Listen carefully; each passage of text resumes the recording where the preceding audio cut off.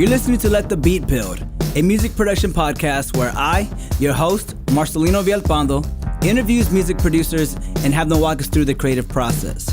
Today on the show, we have a producer by the name of Birocratic, and he's going to walk us through his track, Extra Fresh, which he actually just released last week. But before we hop into the conversation, let's take a listen to some of his music first.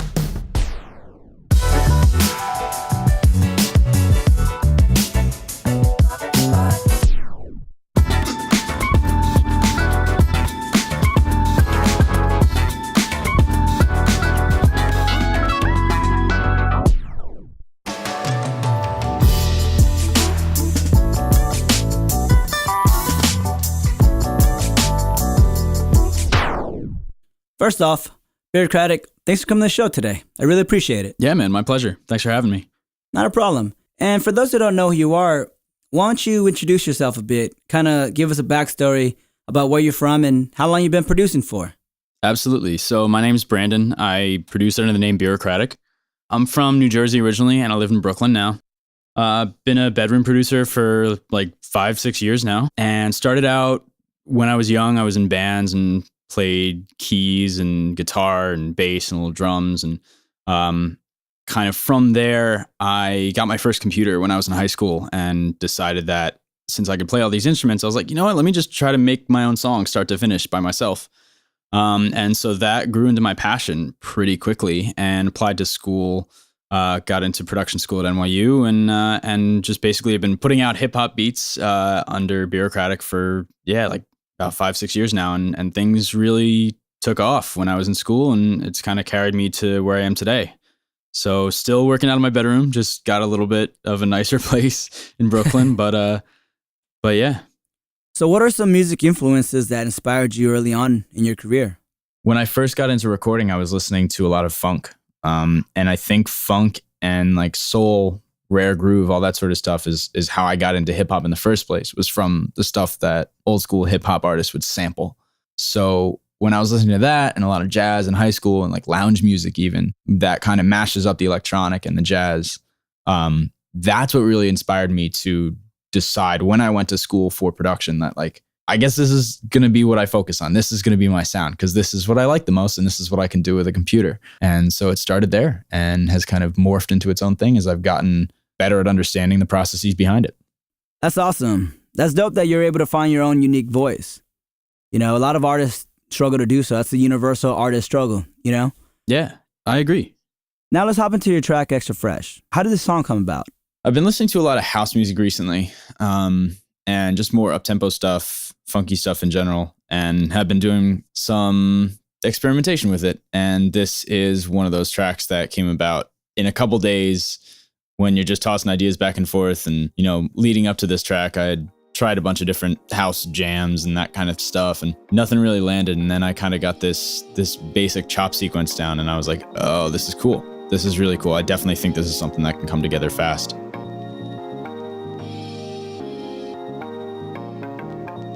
There's also an electric guitar that comes in about halfway through during like right before the first drop. That's from a different sample, and it just layered right on top perfectly. So I actually built the B section around that like guitar synth sample with that sort of like plucky like pow, pow, pow, pow, pow.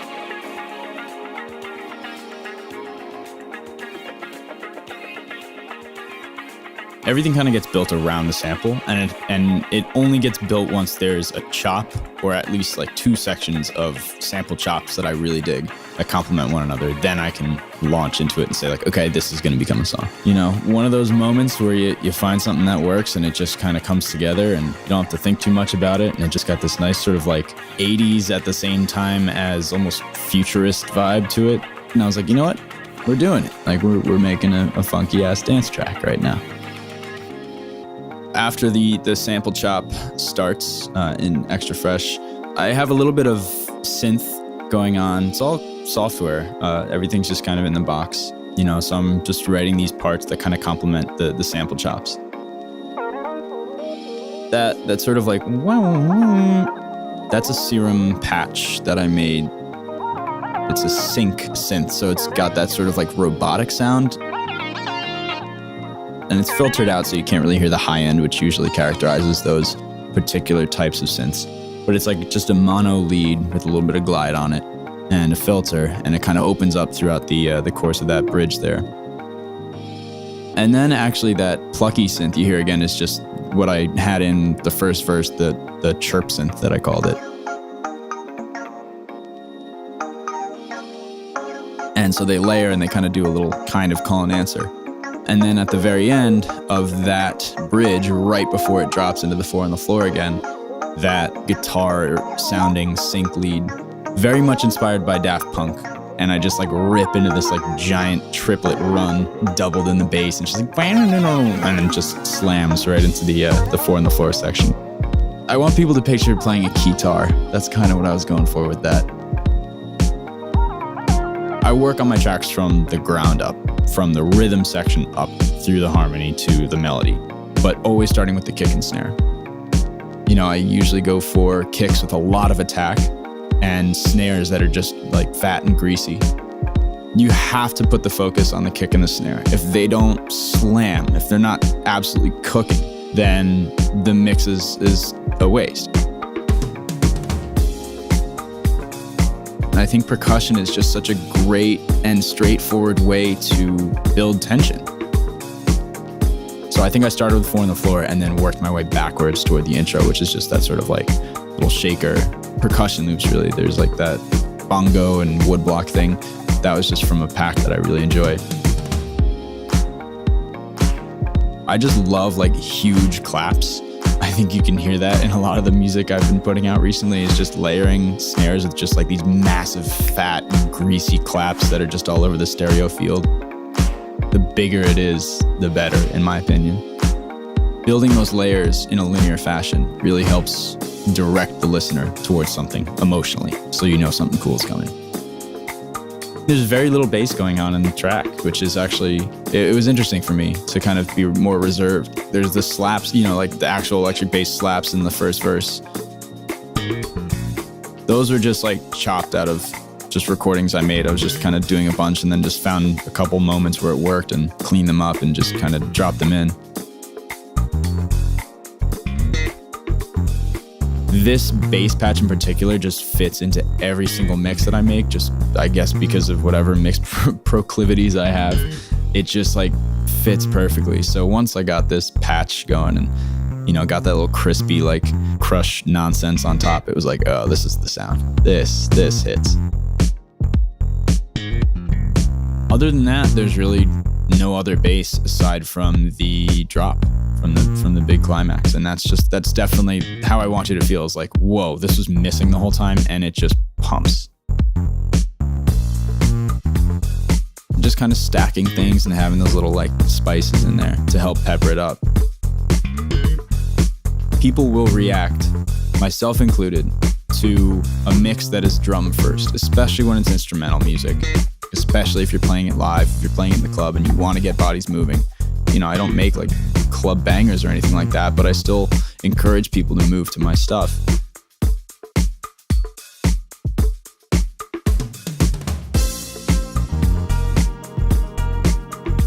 And then there's the piano sample that comes in during the climax of the song. It was just something that was a little bit cheesy, but really like hi-fi. And I just dug it, so I went in. The sample chop was pretty harmonically open. There's not too much sort of like cadential movement or anything like that. So it gave me a lot of room to play with the other elements that I wound up adding in.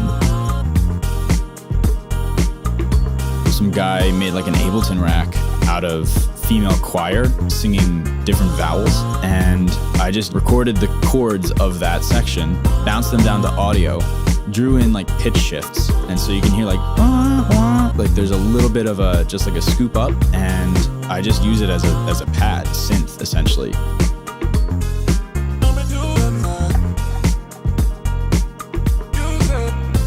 So I've also got a vocal sample that's chopped from some pack I found somewhere online, I believe, pitched all over the place and, you know, messed with. I produce in Ableton. I just threw the whole vocal like stem into Simpler and then did manual chops there. Pitched it so it was in key. I run it through Alter Boy, which is a Soundtoys plugin. Shout out to Soundtoys because they make the best plugins that I've ever used. You know, once I kind of figured out the phrase, I basically just copied that to the earlier sections and then just deleted chops so that it slowly pieced itself together once the drums drop out.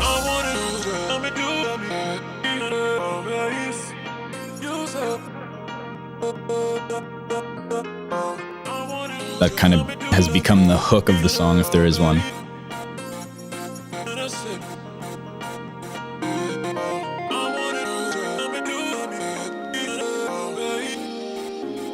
At some point or another, you got to recontextualize what's going on, and then you got to bring them back in even bigger.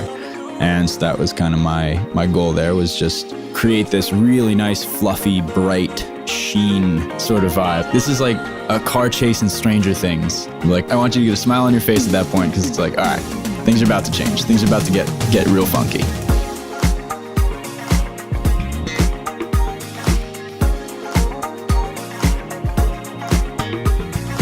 All the music I make recently has just been like, you know, it's just a little goofy. It's playful. I mean, it's just playful. That's really the bottom line. Like, I want you to, if you're listening to this at home or like in the club, like just smirk, and it's just goofy. It's all good fun.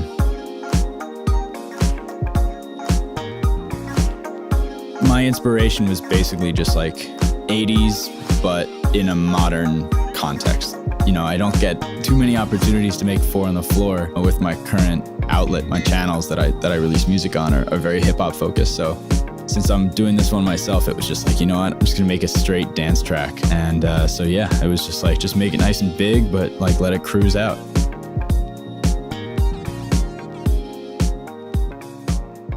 I like this track a lot, man. Thank you, man. I love how, despite being a dance track, it still feels very bureaucratic with the way you use the samples and chop them up. And I'm curious, I know dance music is foreign terrain for you and still very fresh and new, but what motivated that change? Was it boredom, or did you want to challenge yourself? Absolutely a combination of both. So I've basically been making hip hop roughly the same way for 5 years now. So at a certain point, I realized I do want to branch out, because there's other ways that I want to say what it is that I say with my music. And I don't even have the firmest grasp on that, but it's just a feeling that I always want to, you know, to come across when someone's listening to my music for the first time. And hip hop isn't the only way I want people to experience that, if that makes sense. Absolutely. I mean, as a musician, you should want to try out different genres and sounds and explore and see how far you can take it.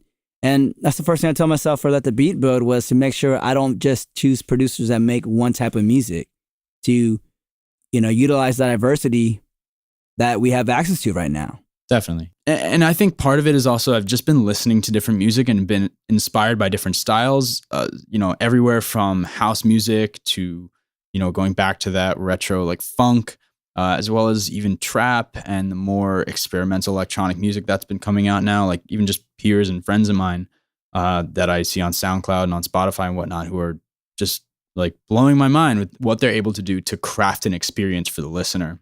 Something that like I've always wanted to kind of take more control of the experience that I give the listener. And I think part of that revolves around not using samples as heavily or perhaps at all. Well, I really respect that courage, because it's a risk. You know, I mean, who knows how your fans are going to respond to this? Because I remember when Common released Electric Circus, a lot of people were hating on them. You know, they're like, oh, you're going against your old soulful, your roots. And, you know, it's hard for people to adapt to change in general. But when your favorite artist does it, you know, you kind of take it personally. Of course. And like, I understand that, man. I've been there myself. Like, I don't know, I've had artists that I absolutely love and adore put out records that I'm not a huge fan of. And that kind of sucks. It feels weird. But at the same time, like, I still love their old music. And that's the thing, man. Like, my old music's not going anywhere. It's just, I'm at a place in my life where I've been lucky enough to take music on as my full-time job. And in doing so, I really have to think critically about, like, you know, how is this going to sustain me for my whole life? And like, how am I going to be able to put out work that I'm proud of, that balances everything that has to go into it to make sense for the long term? Absolutely. I mean, at the end of the day, all that really matters is that you make music that you're happy with, and hopefully people vibe with it. Continuing on this topic, How would you categorize this new sound that you're going for, or what genre would you put it in? Oh man. While it is ever changing, I would categorize my sound as, I guess the lowest common denominator is electronic, but it has very strong hip hop and jazz influences. Right. I mean, I could definitely see that.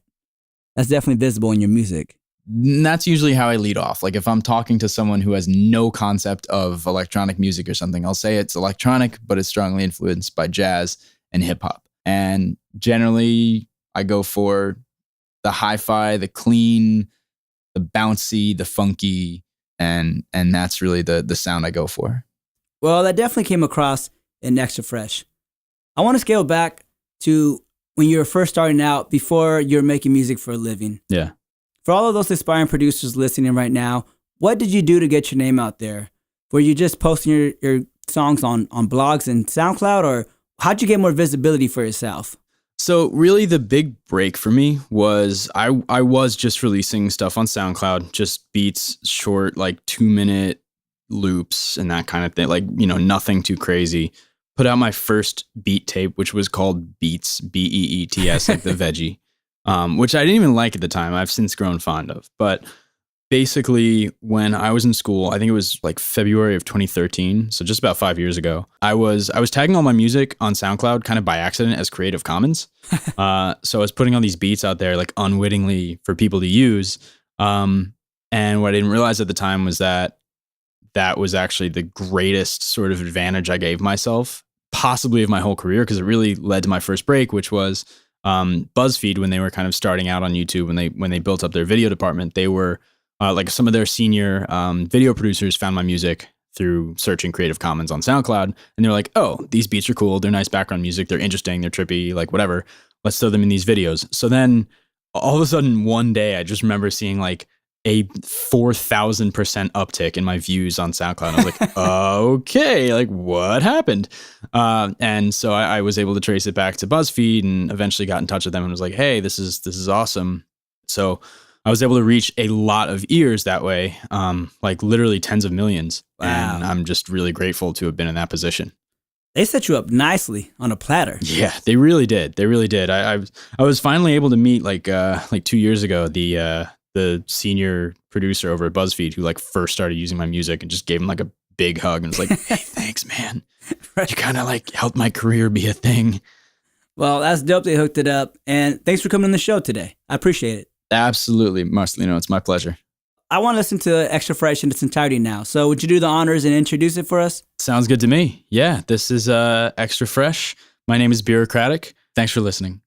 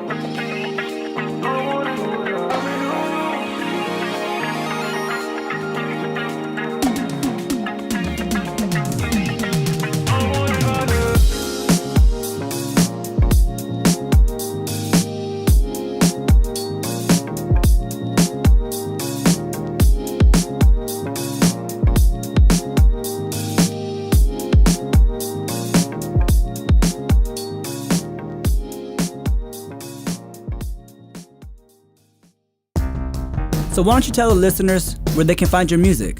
Yeah, so I am on Spotify, Bandcamp, SoundCloud, iTunes, Apple Music, Tidal. I mean, you name it. I do my best to cover all the bases. So yeah, just at Birocratic, just about everywhere.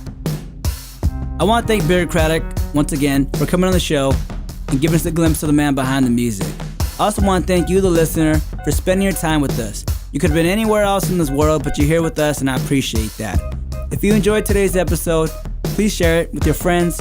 We're now available wherever podcasts can be found, including Stitcher, Google Play, iTunes, SoundCloud.